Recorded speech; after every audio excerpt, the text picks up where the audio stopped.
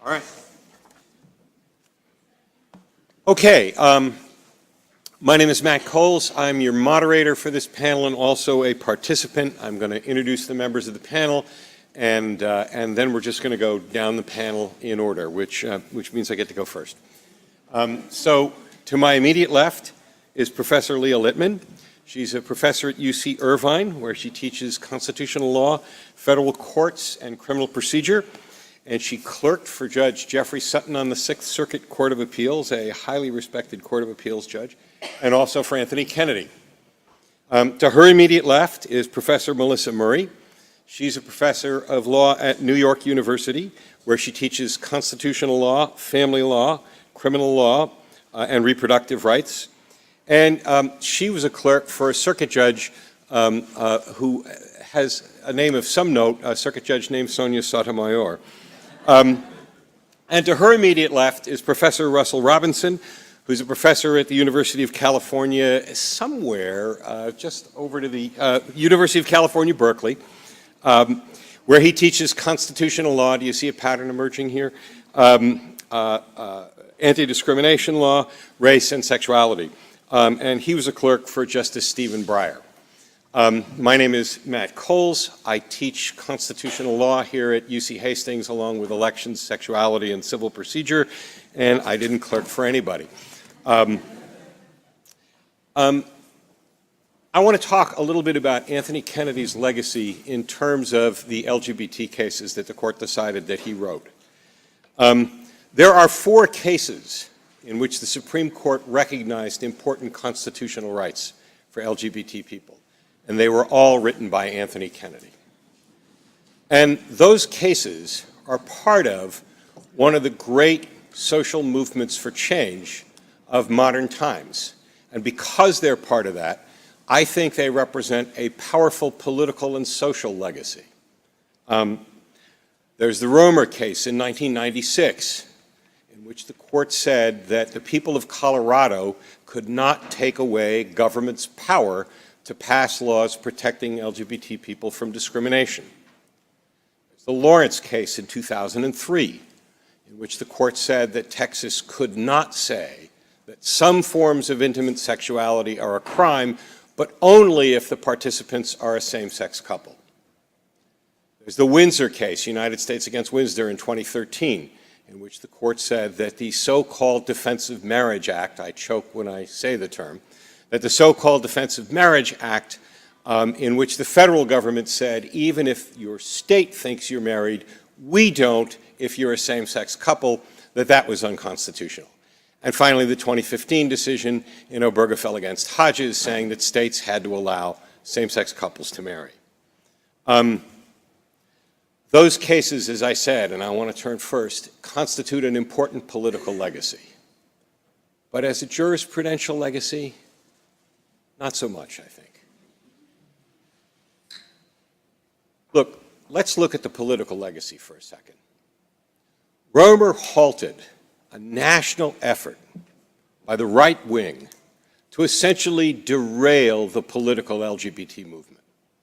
The point of the effort was to amend state constitutions to make sure that LGBT people could not get political change through state legislatures, through state executive branches, and through state courts. And Romer derailed it.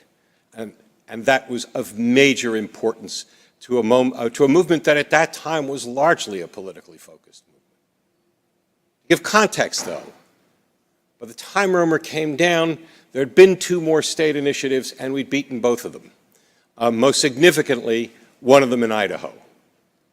And to put it in context, my sense is that lower courts, by and large, blew the Romer case off. There's just legions of opinions explaining why Romer's only about its specific facts. As the 11th Circuit once famously said, Romer is no employment case. And I thought, gee, as a case that says that a state can't do something with its constitution, isn't that in some ways more important even than your garden variety employment case? But not to virtually every federal court that looked at it afterwards. Think about Lawrence for a second. Lawrence got the monkey of Bowers against Hardwick off our back. And Bowers against Hardwick, in my experience, quickly moved from being a case about the Due Process Clause of the federal Constitution to a case that answered every single constitutional question that came up about gay people. Equal protection? No. See Bowers against Hardwick. First Amendment? No. See Bowers against Hardwick. I was just waiting for the contract case involving lesbians, which of course would say, unenforceable, Bowers against Hardwick. Taking that monkey off our back was a critically important step. But Lawrence, the political importance of Lawrence was certainly diminished by what I think was the most effective dissenting opinion written in the second half of the 20th century, Antonin Scalia's masterpiece, in which he convinces lower courts that the correct way to understand Lawrence was not by anything in the majority opinion, but in his dissent that says it's a rational basis case and completely unjustifiable. And if you follow the lower courts, that, for the first 5 years, is uniformly what they say. Well, Lawrence is sui generis because it's a completely unjustifiable rational basis case, and they cite to the dissent. Amazing. And even more important politically, Justice Scalia's dissent effectively turns the moment of celebration in which we celebrate that we're not necessarily criminals anymore and says it's about marriage. Don't believe the majority when they say they're not. That's what's coming. And helps to fuel a social conversation about marriage that winds up burying us with 29 state constitutional amendments taking away governmental power to recognize same-sex couples in the next 3 election cycles.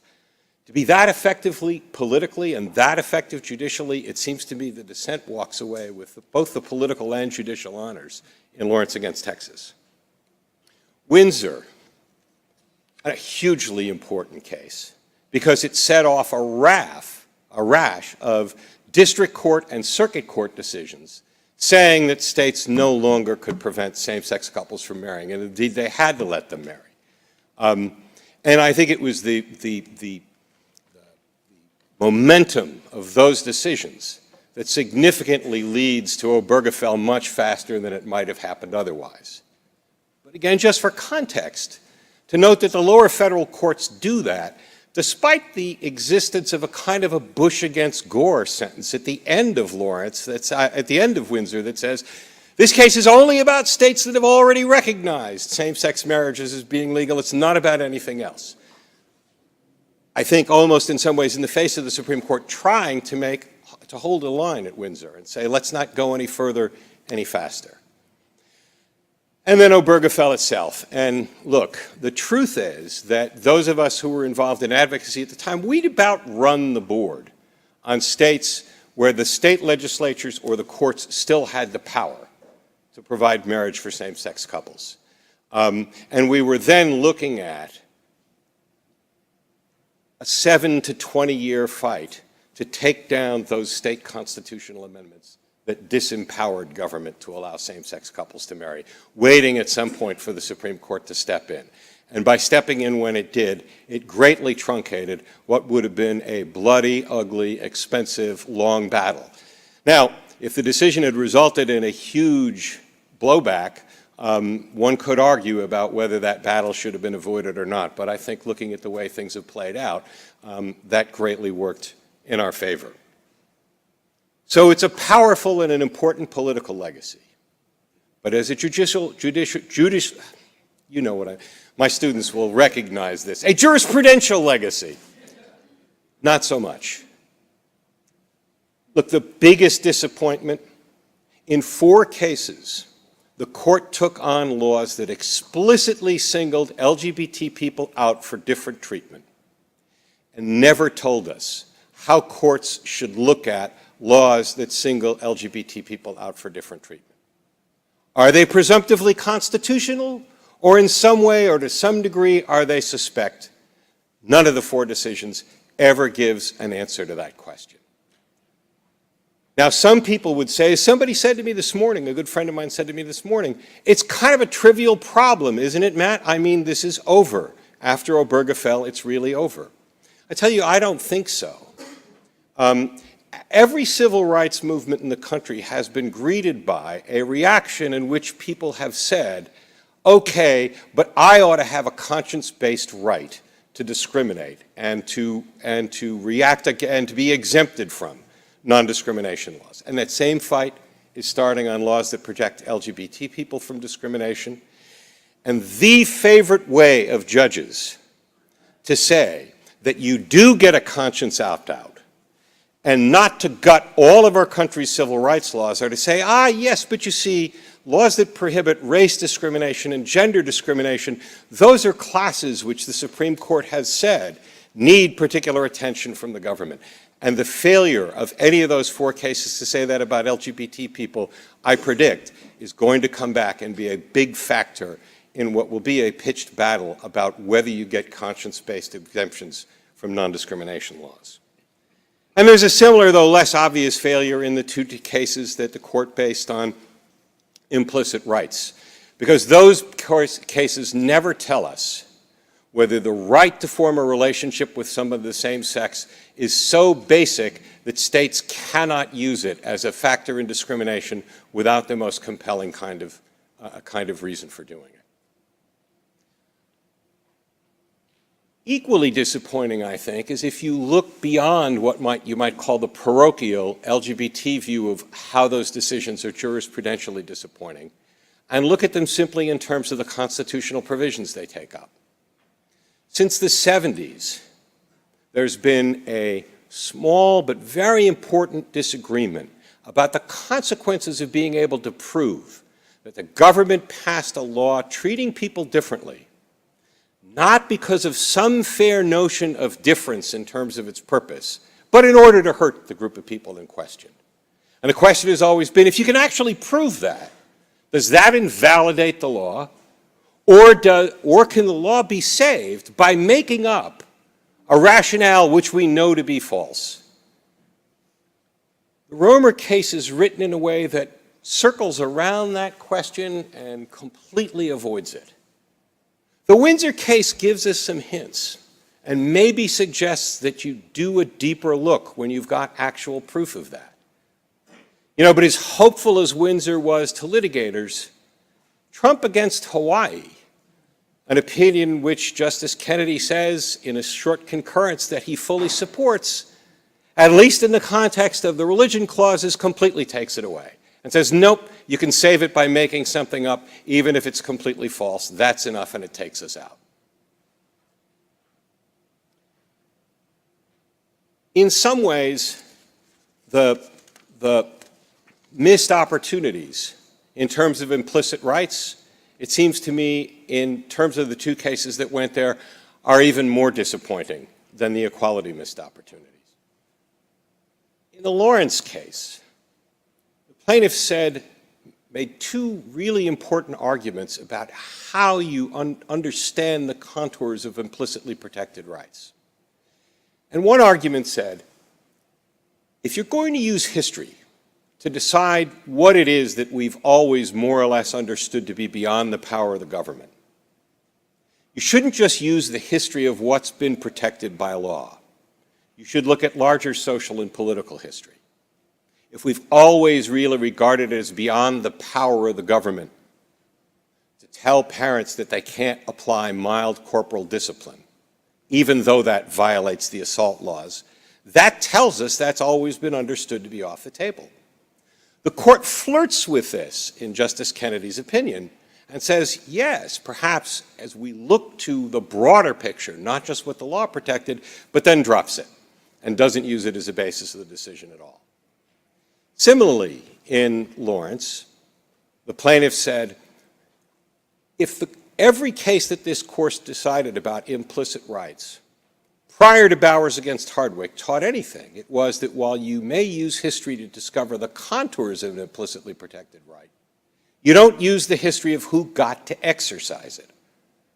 All those cases, from Stanley against Illinois, Griswold against Connecticut, ignore historic law about who gets to exercise the fundamental rights they're talking about. The court never takes it up.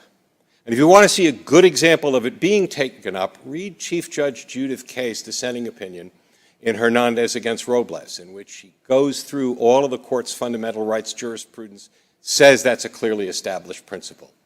The Lawrence opinion could have done it, but it didn't. And perhaps in some ways, the most disappointing from a standpoint of implicit rights case is the Obergefell case itself. For years, Justice Kennedy, Justice Souter, other justices had said that while history might be a starting point for deciding the contours of implicit rights, it shouldn't be the ending point, that we should be able to bring historical understandings forward into the future. And Justice Kennedy writes an opinion in which he lays out 4 different inquiries that he thinks ought to go into that. I have to tell you, much as I love the Obergefell opinion as a political milestone, I think those 4 factors tell us mostly what Justice Kennedy admired about the institution of marriage. They don't tell us a great deal about constitutional doctrine or constitutional principles or give us much to carry forward. Now, some people say the idea of trying to come up with a good principled way of using the evolution of history to reform the notion of implicit rights is a lost cause. To them, I commend Judge Vaughn Walker's opinion in the California marriage case, when he takes the evolution of the institution of marriage as a way to decide what are the essential elements of a historically recognized fundamental right, and what do we recognize are the things that actually are just surplusage, part of it which we've seen over time are not really an essential nature of the right.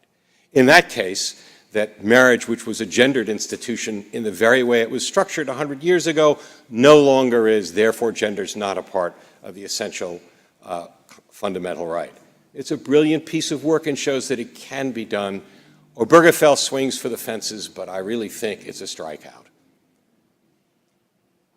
In context, and I want to put it back into context, I see these opinions as reflecting the profound emotional commitment of a very decent human being to doing something toward righting a great historical wrong. And for the moral commitment that overcame, I think, a lot of his own ideas, we should respect and admire the man and his work, and I do respect and admire the man and his work. And I greatly respect not having to do that trench warfare against state constitutional amendments. So what I would say about Justice Anthony Kennedy's LGBT rights legacy is, let's look at that profound commitment to righting a great historic wrong and how important those 4 decisions were in making that happen with blinding speed, and forget the jurisprudential part about it. Thank you.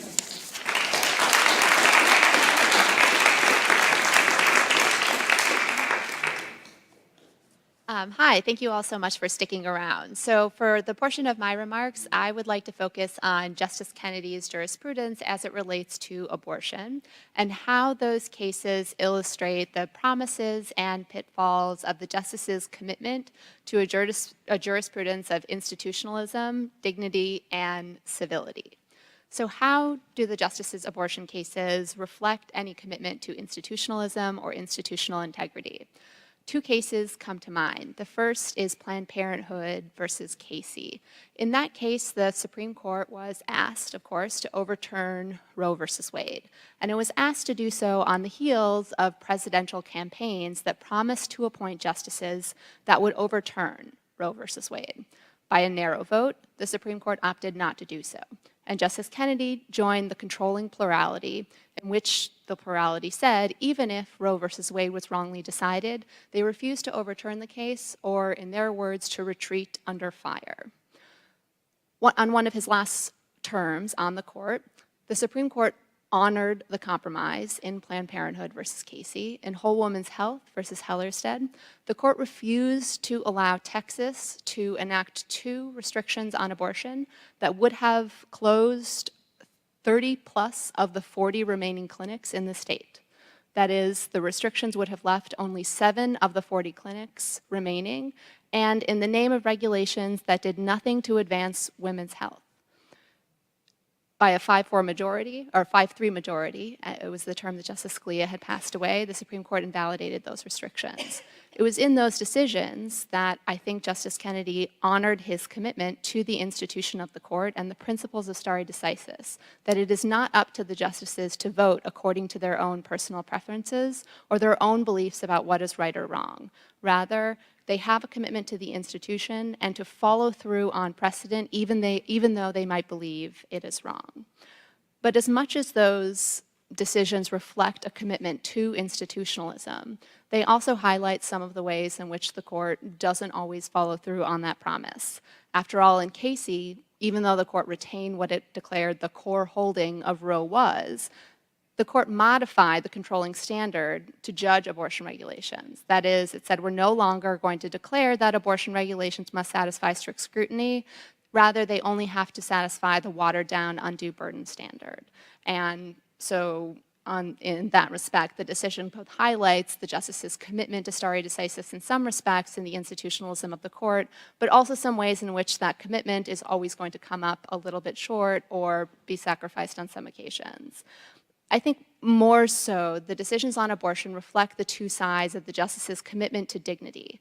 We often think about the justice's writings on dignity in the context of his writings on LGBT rights, as Matt mentioned, or, for example, in Eighth Amendment cases on cruel and unusual punishments. But it actually appears in the justice's writings on abortion as well. There's a famous passage in Planned Parenthood versus Casey in which the court explains why it is not going to actually overturn the core holding of Roe. The controlling plurality said that every human being has the capacity to define one's own concept of existence and the mysteries of life.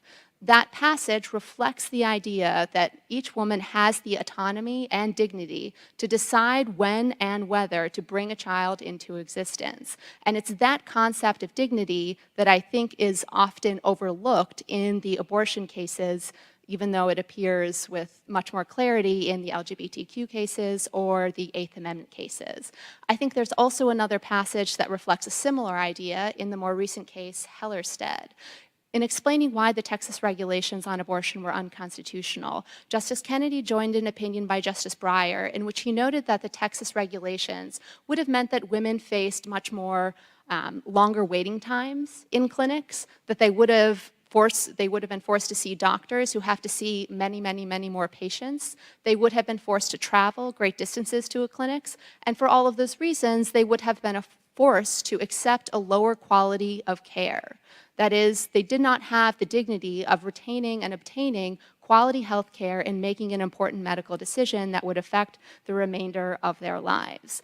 It is that capacity to see dignity in other people, people who don't always look like us or belong to the same groups as we do, or live their lives in the way we do, that I think is emblematic of one of the great capacities and one of the great bright spots of Justice Kennedy's jurisprudence and his career. Matt mentioned, for example, that in the LGBTQ cases, the justice recognized that the laws at issue in Romer or Obergefell and Windsor all explicitly singled out LGBT individuals. Of course, in those cases, many of the states argued that no, those laws actually didn't explicitly single out LGBT individuals. Rather, the laws just applied to any man, and it said any man can't marry another man, or any woman can't marry another woman. It required the judgment of a justice who understood that, no, that actually is criminalizing and not allowing LGBTQ individuals to retain the same recognition of the relationships that they pursue as do straight individuals. And I think that that same recognition, the capacity to understand how laws burden some groups more than others, even when you are not a member of that group, that was also reflected in those words that the justice used in Casey and that he joined an opinion reflecting the similar idea in Hellerstedt. But even though those ideas are sometimes present in the justice's opinions in abortion, I don't know that anyone is capable on following through with those ideas or that promise all of the time. in one of his final, I guess not so final, I think it was 2013, writings in the court in Young versus United Parcel Service, the justice was writing in a case involving the Pregnancy Discrimination Act, in which an employee of UPS was not given an accommodation after she became pregnant and was unable to perform the physical labor that was usually required at her job. And her employer refused to find duties that she could perform that would, allow her to continue her pregnancy without risk of medical harm. The justice wrote that there is no showing here of animus or hostility to pregnant women, but he noted that there was still a concern of a matter of indifference. And I think that that indifference is sometimes reflected in an individual's inability to understand the burdens that befall another group, or how a governmental policy or law can exacerbate or reflect societal prejudices, networks of private discrimination, or legacies of governmental discrimination. Sometimes this came up in the abortion cases. You think of the cases involving the Hyde Amendment, or the cases blessing states' ability to refuse to cover abortions as a matter of Medicaid insurance under state or federal funds. In those circumstances, the court said, well, the state actually didn't cause an individual woman to become poor. Therefore, it doesn't have to fund her ability to obtain an abortion.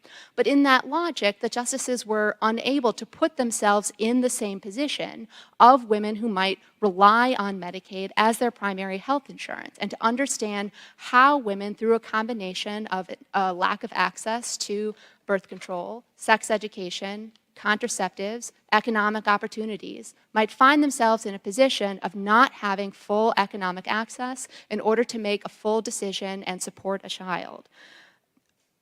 That same inability to understand the prejudices and effects of a governmental policy that don't necessarily fall on you, we see in other areas as well, not just related to gender equality or abortion, but also, for example, in voting. You can imagine some of the same language that Matt was quoting from the justices' writings on LGBTQ equality and apply it to, for example, voting discrimination. That is, if we want to ask whether a voting restriction burdens a particular group, why don't we think of that as a matter of dignity? Why don't we think of voting restrictions as denying someone equal participation in society, particularly voting restrictions that fall on particular groups?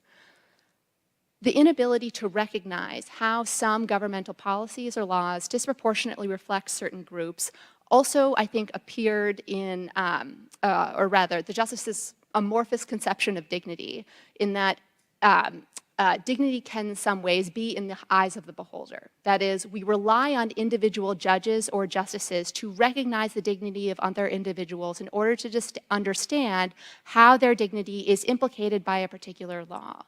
But that sometimes means, depending who is on the bench, we might think that their conception of dignity is more or less problematic. So, for example, in the last 5 to 10 to 15 years, we have increasingly seen calls to recognize the dignity of fetuses, or to recognize claims of personhood or the dignity of potential life. And in that respect, or in calling to that concept of dignity, states are increasingly justifying laws that would restrict abortion.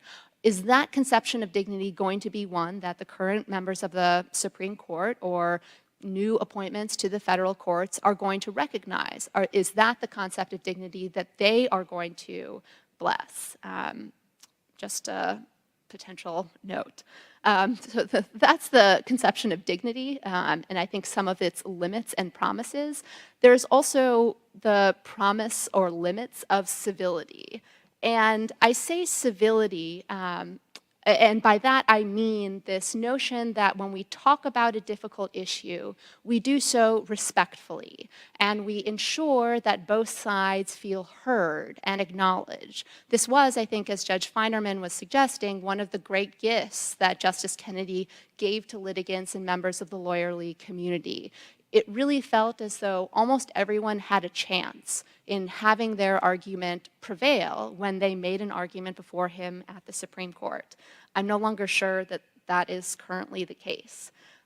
Even as Justice Kennedy would rule against both sides, he would attempt to do so in a way that made both sides feel heard. There were, of course, some exceptions to this principle. In Gonzalez versus Carhart, he famously had a throwaway line in which he suggested that even though there was no evidence of this fact and he could not mount any, he thought it was okay to surmise that some number of women would regret their abortions and therefore it was okay to restrict them on that basis.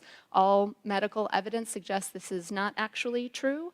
But when Justice Kennedy would rule on matters of LGBT rights or abortion, he would do so by recognizing the good faith arguments on the other side. So, for example, in Obergefell versus Hodges, he would note that even though the court was saying states could not refuse to recognize same-sex marriages, at the same time, he recognized that a refusal to believe in same-sex marriage occasionally reflected good faith religious views.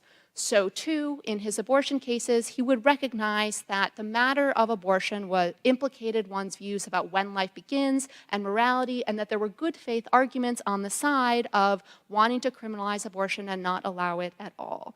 On the one hand, this is a good thing. After all, we like this idea of civility, recognizing both sides, acknowledging both sides are reasonable. There are, however, downsides or risks. What do I mean by that? Well, one, these doctrinal hooks can sometimes be picked, or those lines can sometimes be picked up upon and seized on in order to chip away at the protections for various constitutional rights. After Obergefell, of course, we saw in Masterpiece Cake Shop, the justices seized on this idea that there can be good faith religious beliefs to oppose same-sex marriage as a way to possibly say some generally applicable civil rights requirements can't be applied to individuals with religious objections to LGBTQ relationships or same-sex marriage.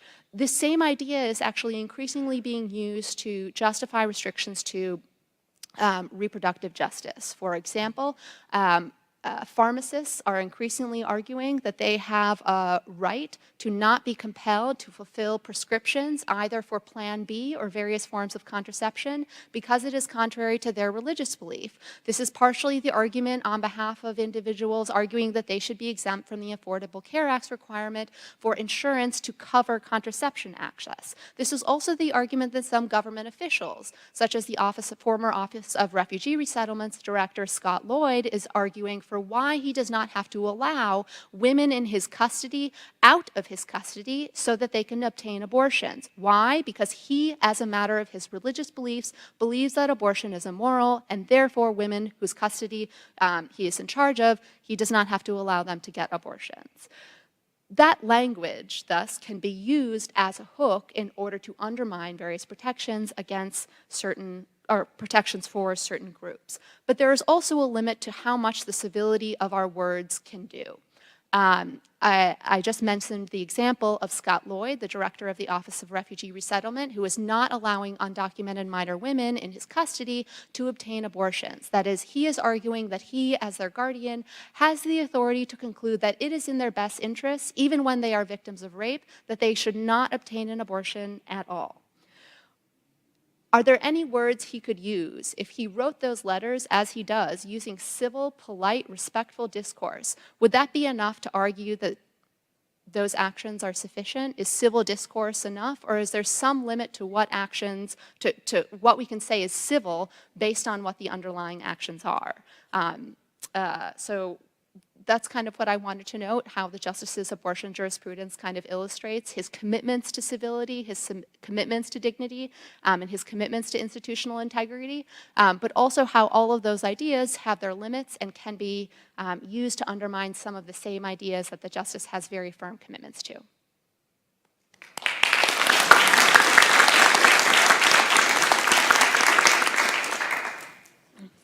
Thank you for having me, and many thanks to the Law Journal and Rory Little for inviting us all to be here. I'm going to talk today about an opinion that's been mentioned multiple times, Obergefell versus Hodges. And let me just say, first of all, I have perhaps unorthodox views of Obergefell because I think this is one of the most challenging decisions of the last 10 years. And indeed, I would submit that this decision, although it reaches the right outcome, does so for terrible reasons. And I think we are only now beginning to appreciate the full extent of what the consequences, the collateral consequences of this opinion will be. And to be very clear, I fully support same-sex marriage, but I think it's as important to win in the right way than it is to win at all. And I think Obergefell does not win in the right way. So let me just say that the decision in 2015 in Obergefell versus Hodges was hardly surprising. Everyone could see the writing on the wall with Windsor and the state-level cases that came in its wake. The court was essentially ratifying a consensus in Obergefell toward the legalization of same-sex marriage. What did surprise me about Obergefell, however, was the rhetoric and its rationale. Now, Orrin mentioned in his keynote address that Justice Kennedy is prone to florid, flowery language. That is something of an understatement when you consider Obergefell. Obergefell is peak Kennedying in the best way possible. And it builds the case for equal access to marriage on the premise that marriage is the most profound, most dignified and fundamental institution into which individuals may enter. And he's very clear about his normative priors here.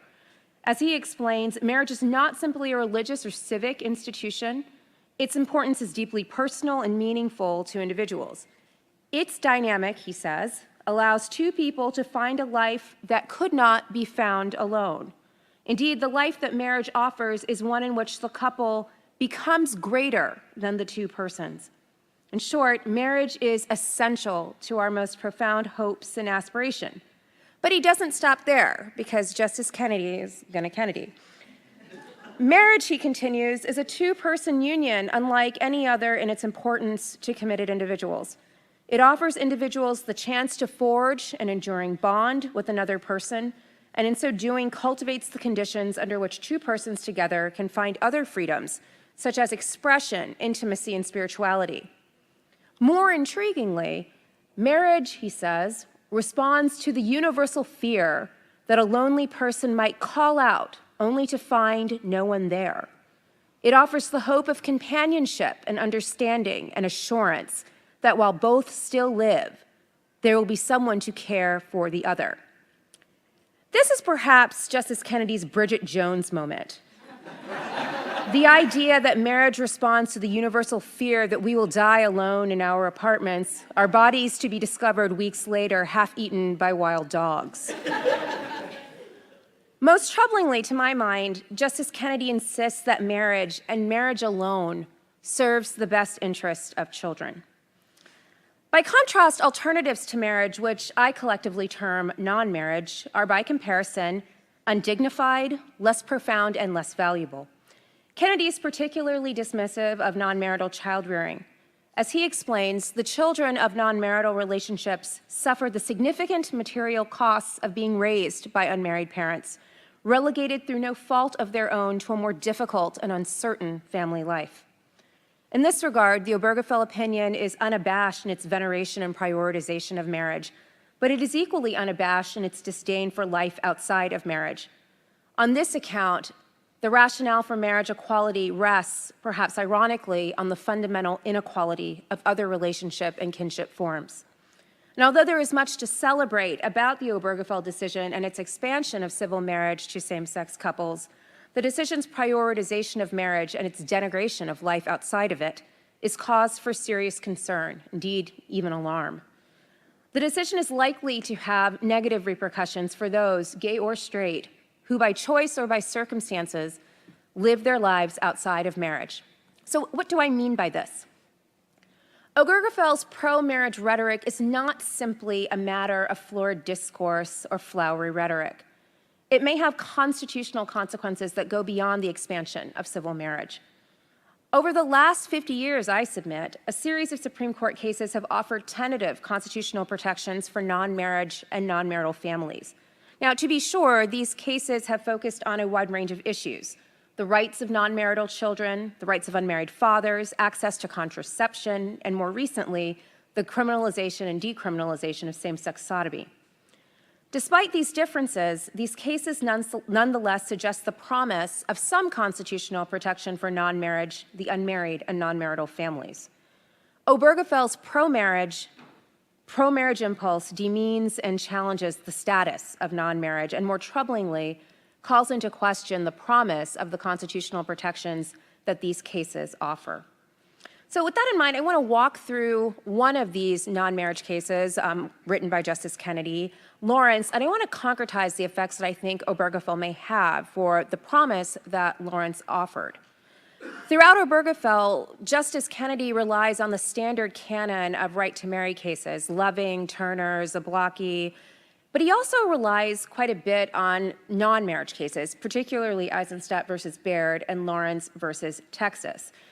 Eisenstadt, of course, is a challenge to a Massachusetts law prohibiting the use of contraception by unmarried persons, and in striking down that law on equal protection grounds, the court mused that the marital couple was not an independent entity with a mind and heart of its own, as Griswold had suggested, but an association of two individuals.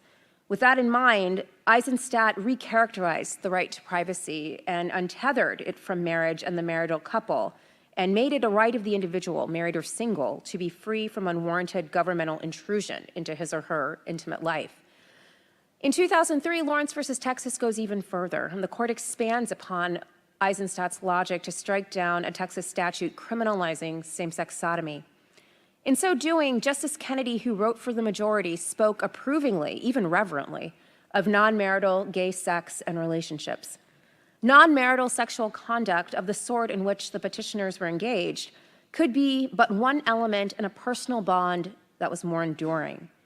The Texas anti-sodomy law at issue thus sought to control a personal relationship that, whether or not entitled to formal recognition in the law, marriage, is within the liberty of persons to choose without being punished as criminals.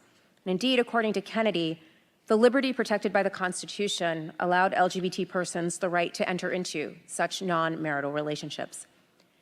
This aspect of Lawrence is entirely papered over in Obergefell. Although Kennedy adverts to Lawrence and its possibilities for intimate life outside of marriage, he makes clear that such a life is merely a half-life. As he explains in the Obergefell opinion, while Lawrence confirmed a dimension of freedom that allows individuals to engage in intimate association without criminal liability, it does not follow that freedom stops there. Outlaw to outcast may be a step forward, but it does not achieve the full promise of liberty. Instead, it seems, outlaw to in-law is the only real way to live a life. Ultimately, Lawrence's promise for greater acceptance and protection for non-marriage has gone unrealized and indeed is completely disavowed by Obergefell. Almost immediately, the Lawrence decision was seen as a way station on the road to same-sex marriage, and as marriage equality came to subsume Lawrence, its more radical possibilities for non-marriage were forsaken. Lawrence's conscription into the service of marriage equality and the surrender of this more radical potential is not entirely surprising, especially if you consider the way Justice Kennedy treated the litigants in the case. Even as Lawrence offers some protection for non-marriage and non-marital relationships, it is underlaid with a fundamental discomfort with non-marriage and non-marital life. Although there was scant evidence for it, Justice Kennedy painted the litigants in Lawrence with the brush of domesticity as a couple. The decision's protections, such that they are, were therefore for those gay couples who engaged in marriage-like sex, intimate, transcendent, private, in the home, monogamous, and in service of a relationship. The decriminalization of same-sex sodomy on this account came with contingencies and manifest a tension between protecting and respecting life outside of marriage and promoting marriage as the normative ideal of adult intimate life. In this regard, if Lawrence represents the dilemma between protecting non-marriage and promoting marriage, Obergefell versus Hodges might be understood as effectively resolving this tension in favor of marriage and marriage promotion. In Obergefell, the court promotes marriage and only marriage as the normative ideal for intimate life, and its rhetoric suggests that the decision goes simply beyond choosing marriage over potential alternatives. It gestures towards the jurisprudential repudiation of the jurisprudence of non-marriage and its ethic of non-marital equality. In this way, Obergefell is not simply about venerating marriage, it cultivates the conditions under which future courts and legal actors may renege on the promise of non-marital protection that Lawrence and its ilk offered, leaving those who live their lives outside of marriage in a constitutionally precarious position. So take, for example, domestic partnerships and civil unions. These alternative statuses provided alternatives to marriage, certainly in the years before same-sex marriage, but they might have been understood as, in the world of same-sex marriage, as alternatives that might be available to those who wish to have some relationship recognition, but not necessarily the full panoply of marriage. However, as marriage equality has flourished, these alternatives to marriage have foundered. In some states, they have been phased out entirely, with civil unions and domestic partnerships being automatically translated into marriages. In other situations, they have been suggested only as one way to include alternatives to marriage as an interim space before marriage equality can be fully accessed. Again, this might have been a promising venture before Obergefell, but it's likely to be unavailing in its wake. The decision's veneration of marriage could be interpreted as a signal that robust constitutional protections for any kind of non-marital status would be unavailable if marriage is widely available.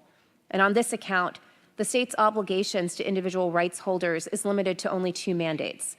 The state must provide equal access to marriage, and it may not criminalize the decision to live outside of marriage. It does not necessarily have an obligation to furnish an alternative to marriage or otherwise recognize and respect non-marital life beyond ensuring that innocent children are not punished for their non-marital status. Obergefell also raises important questions for unmarried persons seeking to raise children. And this was raised by two of the plaintiffs in the Obergefell case, DeBoer and Rouse. This was the couple from Michigan. When they brought their challenge to Michigan's law prohibiting same-sex marriages, it was actually a second effort. Their first and initial claim was a claim against the state of Michigan for prohibiting unmarried persons from adopting children. When they reached the court, they were advised to reframe their claim. If the issue was about being unmarried and being unable to adopt, wouldn't it be easier to simply challenge the prohibition on same-sex marriage, get married, and then open the door to adoption? And so they did. They reframed their claims and they went forward and happily, after Obergefell, adopted their children. But it leaves open the question. In Michigan, adoption is still limited to those who are married. Unmarried people continue to be restricted from adoption. In the same way, we might imagine in a post-Obergefell world a public hospital restricting assisted reproductive technologies to married people. And such a decision would be defensible in light of Justice Kennedy's pronouncements that marriage is the optimal site for raising children.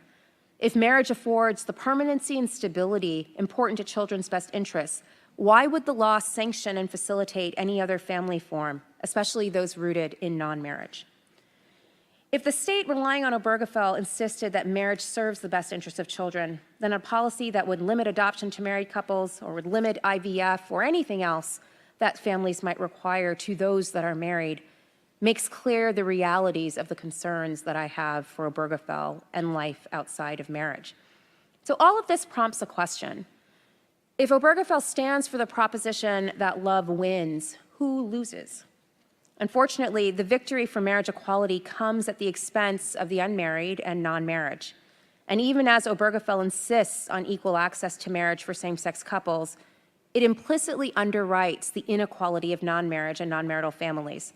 And more troublingly, the decision, with its florid pro-marriage rhetoric, has strong potential to further embed this inequality into the structure of constitutional law, reneging the possibility of constitutional protection for non-marital life that Justice Kennedy spoke of in Lawrence versus Texas.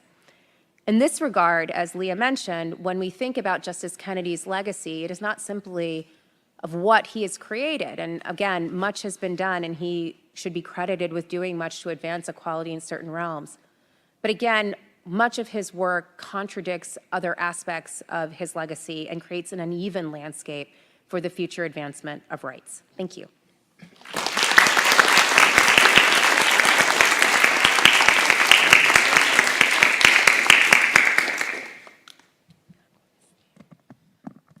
So good afternoon, thanks for staying.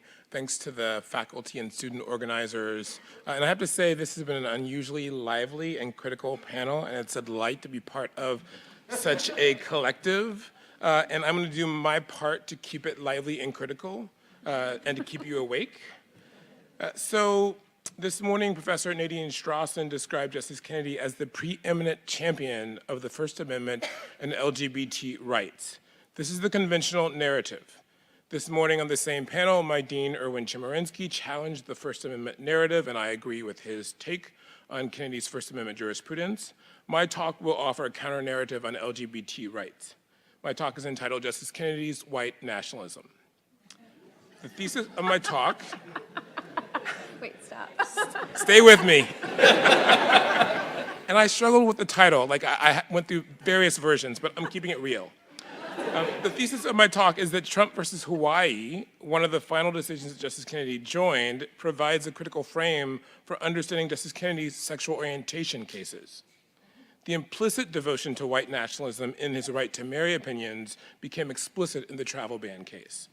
Kennedy's final and fateful swing vote should lead us to reevaluate the celebratory understanding of the sexual orientation cases. And so some of the frustration, which I think some of us on the panel share, is that you have this really complex and in some ways problematic opinion in Obergefell, and the internet translates it into love wins, right? And it's like, look, there's a lot more going on here, and this is why I think we need a much more complex and nuanced take on Justice Kennedy's legacy in the sexual orientation context. So there are several building blocks to this argument. I'm going to move quickly because time is limited, so just bear with me. I'm going to race through some cases, but I hope you'll sort of see the connective tissue in terms of how they support my central argument. The story begins in Romer versus Evans in 1996. The Romer majority ruled that a Colorado constitutional amendment that placed a special disability on LGBT people's right to seek protection from the state was inexplicable by anything but animus or a bare desire to harm the targeted class. Justice Kennedy began his majority opinion by citing a century-old case involving racial segregation. He wrote, "The first Justice Harlan admonished this court that the Constitution neither knows nor tolerates classes among citizens. Unheeded then, those words now are understood to state a commitment to the law's neutrality where the rights of persons are at stake. The Equal Protection Clause enforces this principle and today requires us to hold invalid a provision of Colorado's Constitution." Justice Kennedy thus linked Romer's commencement of a gay and lesbian liberation project to the civil rights of Black people. But he did so in a curious way. He cited the Plessy dissent as if Justice Harlan had firmly rebuked racial segregation and affirmed the full citizenship and equality of Black people. However, even a cursory reading of Harlan's dissent shows otherwise. And this is really important language that's sadly been lost. A number of the conservative justices have basically remixed or rewritten Harlan and read out of his opinion some incredibly racist language. So Harlan declared, "The white race deems itself to be the dominant race in this country. And so it is, in prestige, in achievements, in education, in wealth, and in power. So I doubt not it will continue to be for all time if it remains true to its great heritage, make America great again, and holds fast to the principles of constitutional liberty. But in the view of the Constitution, in the eye of the law, there is in this country no superior dominant ruling class of citizens. There is no caste here." Justice Kennedy never acknowledged the dissonance between Harlan's racist rhetoric and Harlan's vote to invalidate a state law requiring racial segregation in railroad travel. Yet in citing Harlan, Kennedy planted a nugget of white nationalism in an opinion widely regarded as a path-breaking advance for sexual minorities. For Justice Kennedy, constitutional liberty does not extend to all. Rather, it entails a caste system, which I'll describe as I go on.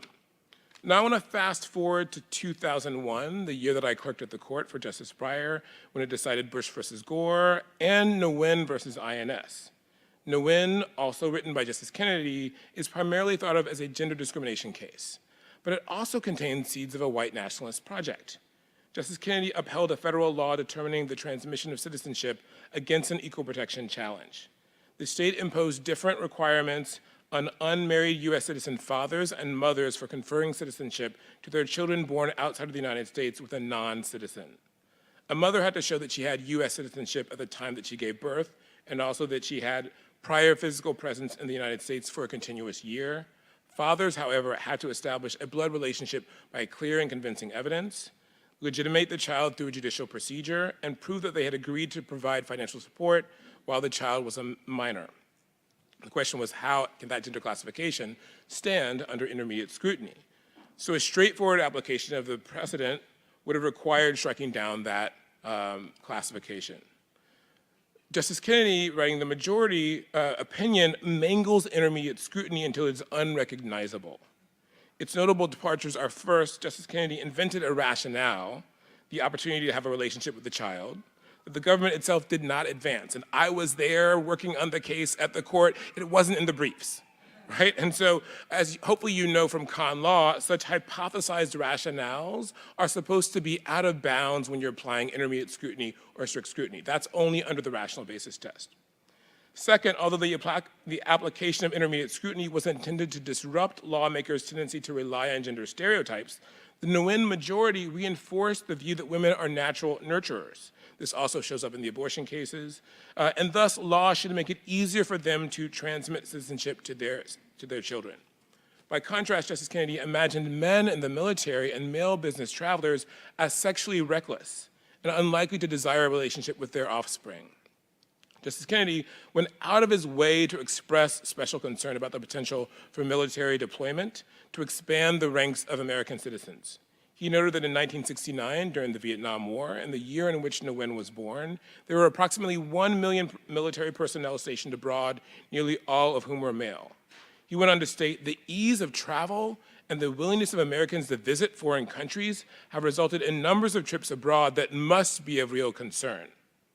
His majority opinion thus codifies a boys will be boys social norm that encourages American men to leave their children of color abroad and exclude them from the national polity. Now I'm going to turn to the marriage equality context. And I just want to be clear, I am a gay man, I support marriage equality. All right, let's go. In 2013 and 2015, the court decided its two most famous marriage equality cases, Windsor and Obergefell, and Justice Kennedy wrote both majority opinions. Various scholars, including Professor Murray, have critiqued the respectability politics that fueled the decision-making of marriage equality movement lawyers. My prior writings have trained their fire primarily on the lawyers, not all the lawyers, but many of the lawyers, who assumed that Justice Kennedy could get behind marriage equality only if they airbrushed gay and lesbian identity to make it resemble someone from Justice Kennedy's background who just happened to be gay or lesbian because of a genetic quirk. And so, the images that we see, these are the Perry plaintiffs. This is the late Edith Windsor in the Doma case. You can sort of see how the aim was to choose somebody who looked just like somebody in Kennedy's circle, right? Affluent, white, respectable. Windsor would wear a t-shirt sort of saying, nobody knows that I'm a lesbian, right? And that was the strategy. In a recent piece with David M. Frost, Playing It Safe with Empirical Evidence, Selective Use of Social Science in Supreme Court Cases About Racial Justice and Marriage Equality, we lamented what might have been if movement lawyers had embraced inclusion rather than exclusion. And so actually, if you go to Twitter and do Love Wins, you will actually see lots of really diverse families and couples, and these images were not as prevalent in the marriage equality movement. But there were a number of exclusions beyond race, right? So the movement's briefs recited gays and lesbians as a relevant class, even though bisexual, transgender, and other sexual and gender minorities stood to benefit from marriage equality as well. And one of the striking things to me now when I'm teaching my students is how few of my non-heterosexual students identify as a gay or lesbian, right? We could talk more about that during the break maybe. So this idea that sort of the class is gays and lesbians, I think is sort of out of sync with the way that many young people understand their sexuality today. The lawyers selected plaintiffs who were likely to appeal to the justices because they were white and middle class or upper class. So one lawyer said that a same-sex couple that had filed for bankruptcy would be a bad representative of the community to challenge DOMA. And so we see sort of how, even though the community, about a quarter of the LGBT community includes people who make less than $24,000 in income, none of the Obergefell plaintiffs fell into that category. The LGBT community is 67% white. The Obergefell plaintiffs were 83% white. This centering of white affluent plaintiffs unnecessarily perpetuated perceptions that marriage equality is a white assimilationist project. Now, there is little text in Obergefell and Windsor that explicitly adopts these racial and class boundaries. So again, my prior critiques have been focused mainly on lawyers and sort of said, push Kennedy to do something different, to be more capacious. Don't assume the worst of him, right? But by looking beyond these most famous marriage cases, we can find evidence of Justice Kennedy's own circumscribed conception of citizenship, which helps us understand why the lawyers rigorously vetted potential plaintiffs and privileged the most respectable members of the community. So just 10 days before the court decided Obergefell, it announced its decision in Carey versus Din, a largely overlooked right-to-marry case. So Fawzia Din is a US citizen who came here from Afghanistan as a refugee. Din petitioned the US government to have her husband, Kanishka Barashk, a resident citizen of Afghanistan, classified as an immediate relative in order for him to receive priority in his application for a visa. After the government denied her husband's visa application, Din argued that the failure to provide a detailed reason for the denial violated her due process right to live in the US with her spouse. The government cited a provision about sort of material support to terrorism, but provided no detail to support that. And it's a long provision with lots of different ways in which like kind of any tie to any organization that at some time supported terrorism can be claimed that you materially supported terrorism. The Ninth Circuit held that Din had a protected liberty interest in marriage that entitled her to a review of her spouse's visa. In a snarky plurality opinion, Justice Scalia flatly declared that there is no such constitutional right. Justice Kennedy concurred in the judgment. Unlike the plurality and Justice Breyer's dissent, Justice Kennedy refused to decide whether Din had a protected liberty interest arising from her marriage. He concluded that assuming that Din had such an interest, quote, Din received all the process to which she was entitled. All the court's precedent required, Justice Kennedy opined, was a facially legitimate and bona fide reason, and courts may neither look behind the exercise of that discretion nor test it by balancing its justification against a citizen's constitutional right. In short, Kennedy gave no weight to Din's interest in living with her husband in America. He concluded that, quote, respect for the political branch's broad power over the creation and administration of the immigration system counsels against requiring the government to disclose the underlying facts and allows Din to challenge them. Justice Kennedy's concurrence declined even to discuss Din's personal stake in the visa decision. That is, how enforced separation from her husband would impact their union. In Obergefell, by contrast, he carefully detailed the interest of 5 of the petitioners, all of them white, to, quote, illustrate the urgency of their cause. So that sort of concern for the on-the-ground impact of the law that we see in Obergefell was completely absent in Din. Further, Justice Kennedy's deference to executive power makes plain what was implicit in Nguyen. For Kennedy, both the right to equal protection and the right to due process are diluted in the immigration context. So the final case I will discuss is Trump versus Hawaii, where these points, I think, really come to converge. So throughout his campaign and well into his presidency, Trump linked Islam with violence and hatred of American values, and vowed to install a total and complete shutdown of Muslims entering the United States until our country's representatives can figure out what is going on.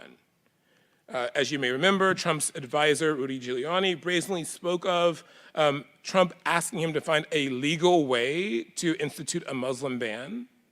Yet in Trump versus Hawaii, the majority deemed Trump's voluminous remarks extrinsic statements that had no bearing on the constitutional question, because the executive order was facially legitimate. So earlier people talked about sort of Kennedy really being committed to neutrality. There's a real problem with sort of facially neutral rules that mask injustice in a caste system. So I just want to sort of, make a dissenting argument against the value of neutrality, in quotes.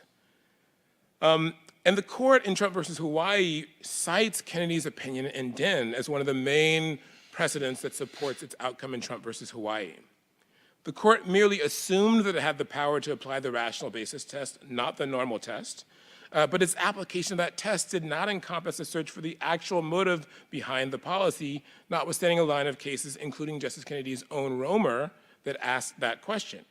Justice Kennedy joined the Trump versus Hawaii majority opinion, which weakened Romer, dealing a blow to LGBT rights, and wrote a limp concurrence that failed to condemn Trump's stigmatizing rhetoric. Also, if we had more time, we could talk about Masterpiece Cake Shop and the way in which it has a jarring disconnect with what Kennedy says in Trump versus Hawaii. Trump versus Hawaii purports to overturn Korematsu, even as it is writing into law a new version of racial profiling. So I'm going to stop there, but I hope you can sort of see why my provocative title is actually supported by the cases. Thank you.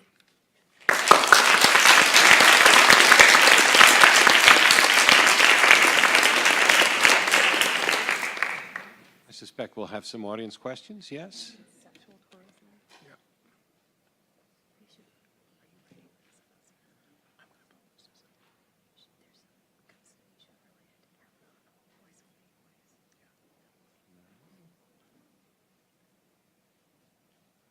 Mics are ready if anybody has a question.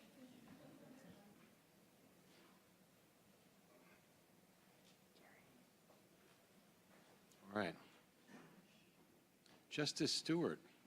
Professor Robinson, very, very interesting. All of you are very interesting, but I was wondering if you'd written any articles that have some of these thoughts which are both interesting and provocative, and I think really worth broad dissemination. So I'm always happy to plug my scholarship. So I have not written this up yet. I do expect to publish this at some point. I will refer you to my article from 2016, Unequal Protection, which certainly analyzes Kennedy's votes in race, gender, and sexual orientation cases. And I think of this piece as sort of building on unequal protection. Which law review? Stanford Law Review. Oh, cool. I'm your publicist. Thank you.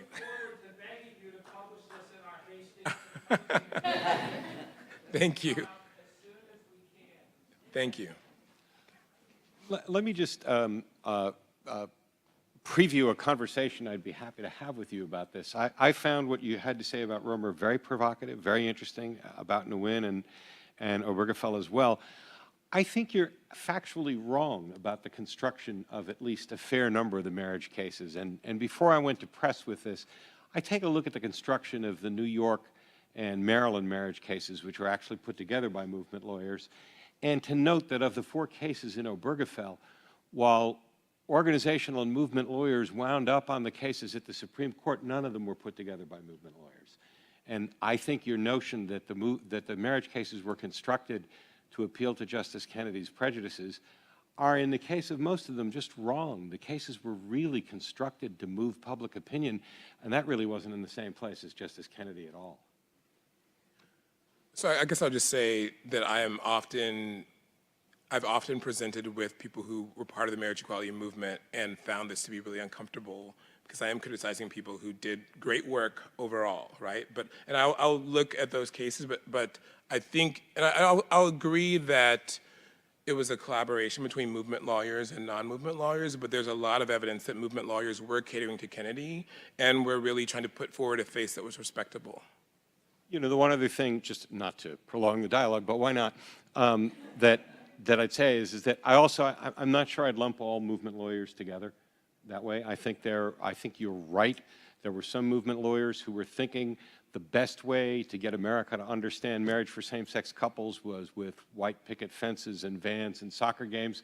But there were a lot of movement lawyers who saw it as an opportunity to try and expand understandings of who LGBT people were and what relationships ought to mean. And that may not have succeeded very well, but I think the effort was really consciously there in a way a lot of the stuff was put together. And I also say, I'm not privy to the behind-the-scenes conversations. I'm sure I hope there were people that argued against the white picket fence framing, and so I don't want to lump in all of the lawyers and say they were all on the same page, but I can really only judge the output, right? Sure. And the images that came out and the images that were not allowed, and so it seems clear to me that the respectability contingent won that battle, even though there were others that argued against it. Leave it there. Go ahead. Hey, Rob. Can I chime in on this? So I'm very intrigued by your white nationalist interpretation of Justice Kennedy's jurisprudence. And I think that there are sort of 2 ways to see it. One, I think what Matt Coles is talking about is the political element of the movement lawyers were really trying to get public opinion on board. And so presenting the plaintiffs in a way that you might think majoritarian people would find sympathetic, right? The Will and Grace kind of image might have been viewed as politically palatable. But I think there's also a judicial element that you're getting at, which is I feel like a lot of our constitutional jurisprudence finds formal equality to be much more justiciable than substantive equality. So when we're talking about giving people, treating people differently when they seem similarly situated, that is viewed as problematic constitutionally.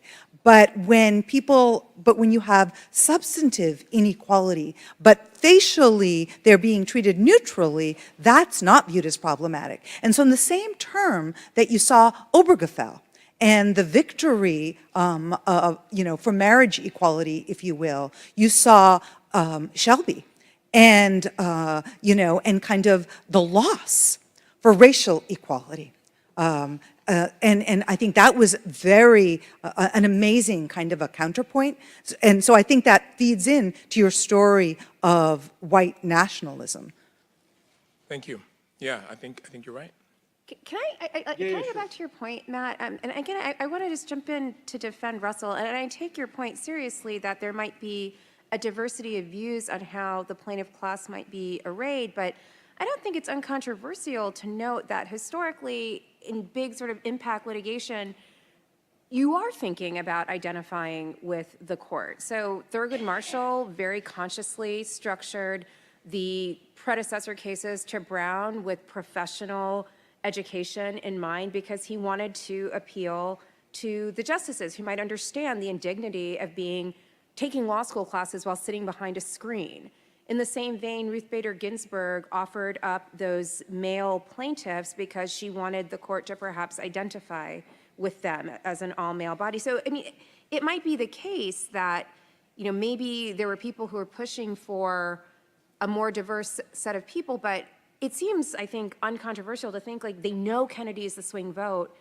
We have to appeal to him. I mean, I wrote amicus briefs in almost all of the cases that we've talked about, and in every conversation we had on those briefs, it was always about how to package the argument so that it would be appealing to Kennedy. So to me, this doesn't seem like an especially outlandish claim that Russell is making. It actually seems quite on point. I mean, I think we could go even further, and I think Russell would like to.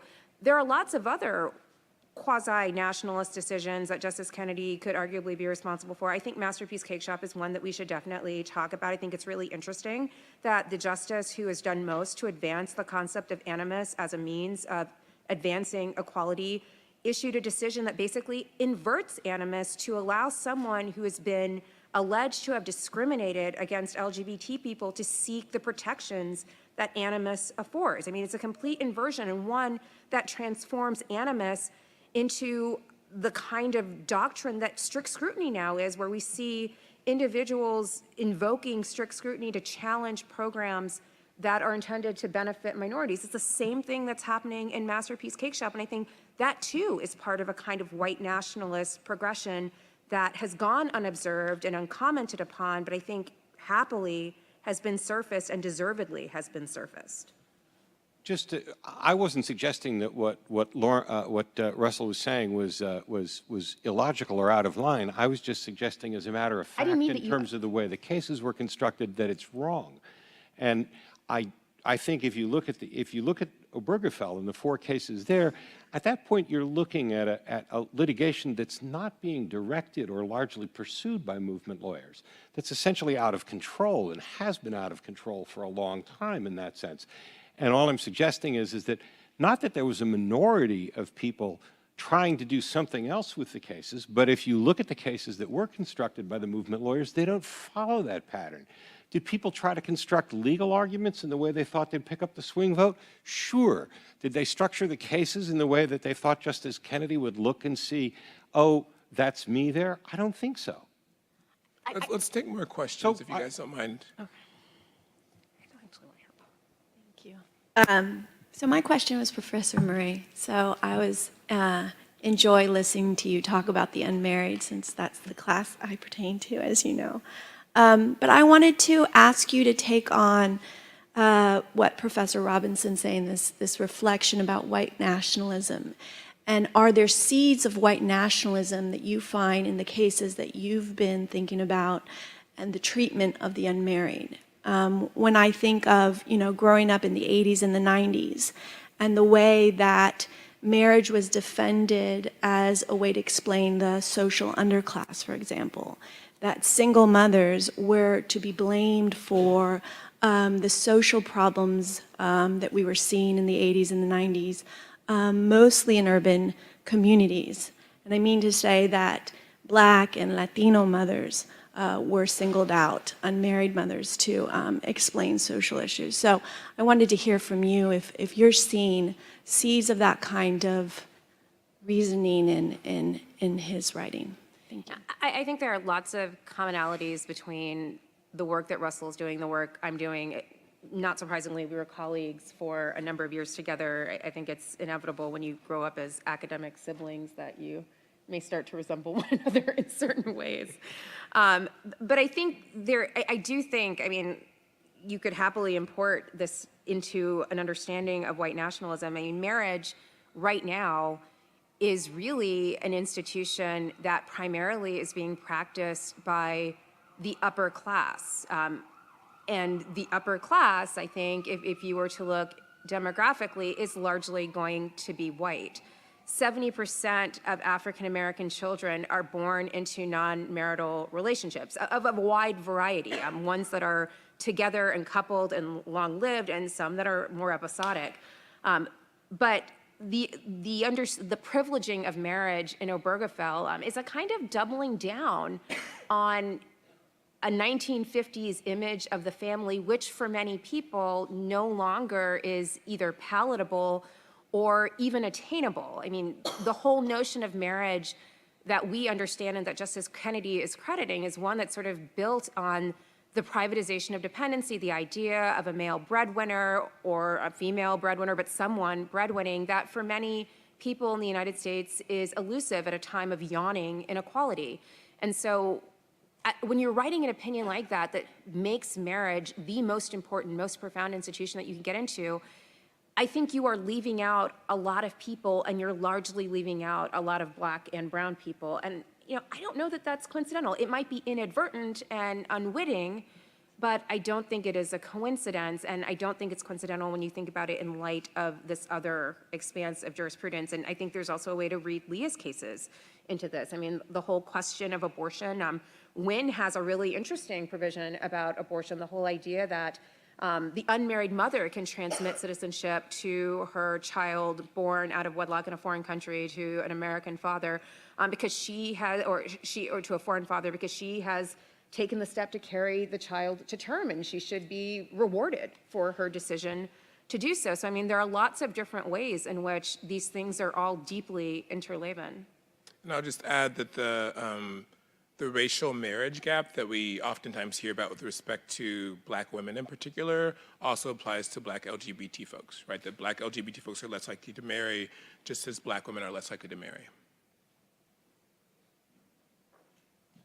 Hi, so not to bring up the topic again, but just a quick comment on the LGBTQ movement stuff. I think if you take like a macro level and look at just the focus on marriage equality in general versus homelessness or other issues that affect the queer community, I think you can clearly see kind of racist and classist things that regarding which topics capture the public discourse. And that's not even putting the lawyers into it. But I did have a question for Professor Litman.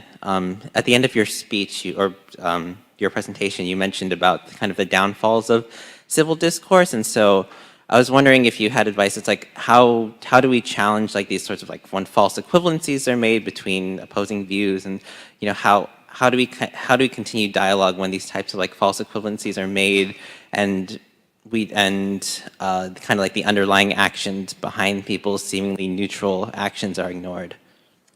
Thanks for the question. So I didn't get a chance to talk after the other panelists, so I just want to say how much I enjoyed being on a panel in which I, for once, made the least controversial remarks of any of the group that I have, or maybe least provocative, maybe not controversial is the right word. I love it. So I very much appreciate your question. It's one of the reasons why I asked the justice that this morning, what do you do when you aspire to use civil discourse and you try to use civil discourse and the other side just kind of ignores you? I think that there are a few things you can try to do and, point out out when, maybe people start giving you a hard time about being controversial or making provocative remarks.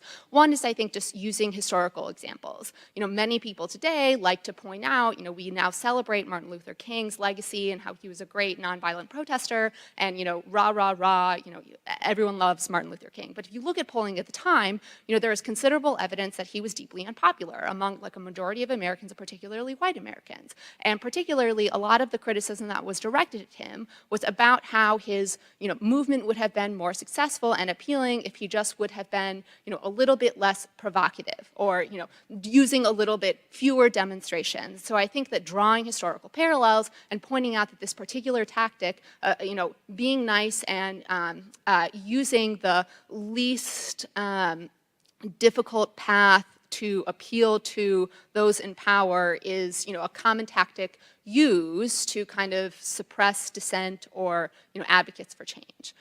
Something else that I think is worth keeping in mind is that at a certain point, if you turn the other cheek, you're going to get another black eye, and you need to be able to not sink to a certain level, but be willing to point out that maybe there are certain notions of substantive equality that are just always going to be uncivil, no matter in what form they are presented. And you can do your best to explain that in terms that are civil, rational, reasoned, however you want to call it, but at bottom it has to be okay for us to say that something is racist, sexist, misogynist, classist, ableist, and that can't be as bad as being those things.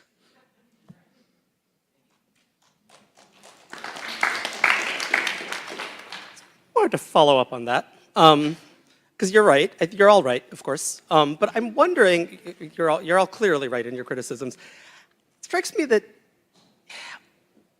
what else can we, like civility. I think civility is vastly overrated. I agree with you. And the idea that Obergefell is very much, in opinion, directed at the upper class of a particular vision, I agree. Is it possible to get anything else out of an institution of 9 wealthy lawyers whose median age is in the 60s or 70s? I mean, is that something, institutionally, is it reasonable to expect the Supreme Court to not be extraordinarily elitist, I guess is my question. I'm not sure, I think it's for all of you. So the pushback I usually get on the respectability point is